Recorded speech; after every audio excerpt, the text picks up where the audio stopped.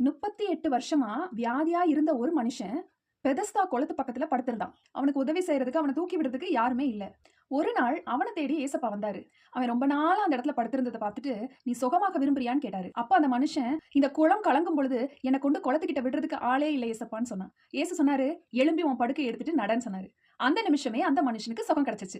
இன்னைக்கு நம்ம கூட சில நேரங்கள்ல நமக்கு இங்க இருந்து ரட்சிப்பு வரும், அங்க இருந்து ரட்சிப்பு வரும், இந்த வழியா நமக்கு ஆசீர்வாதம் வரும், அந்த வழியா நமக்கு ஆசீர்வாதம் வரும்னு ஏதோ ஒரு கற்பனையில வாழ்ந்துட்டு இருக்கோம்ல. ஆனா நமக்கு ரட்சிப்பு நம்மளோட கற்பனைக்கு எட்டுற அளவுக்கு நம்ம யோசிப்போம்.